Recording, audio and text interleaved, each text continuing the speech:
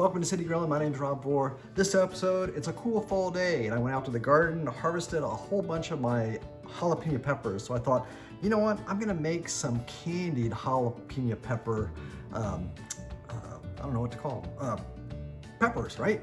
They're great to eat later on. You know, let them sit for a month or so, get nice pickled, candied, whatever, and they taste delicious. So again, I've got all my peppers here.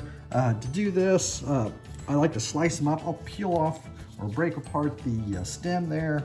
I'll use a mandolin here to chop, and you gotta be really careful, and I'd highly recommend gloves because it's jalapeno peppers.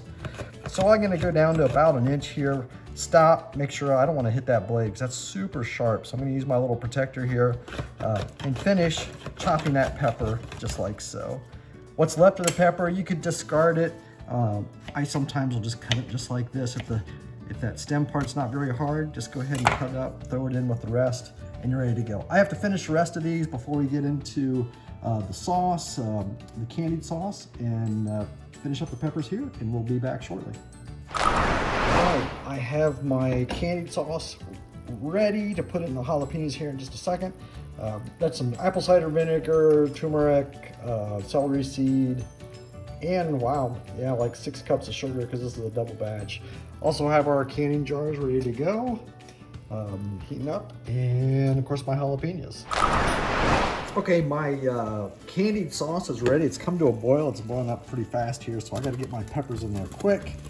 And it's going to cool it down because there's a lot of jalapeno peppers. Oh, I love it. Let's pour it all in here. This will be delicious. It smells wonderful already. Get this in, and I'm going to let this come back to a boil for about maybe 4 minutes. A couple more peppers here. I'm going to mix this really well, get that sauce combined everywhere. Once it comes back to a boil, I'll let it do that for about 4 minutes, and then we'll get ready to can it. All right, it's been 4 minutes. The jalapenos look great. We're ready to start putting this into the jars, the canning process, and start that right now. All right, I'm gonna start the process here. We've washed our jars, we've boiled them, make sure everything's nice and clean. So I have my jar, right? I'm gonna grab a ladle full or two of some of the sauce, and maybe if my gloves work well enough, I'll bring it up here closer. Grab some of my jalapenos, pour it in the jar just like that. Get here a little bit closer.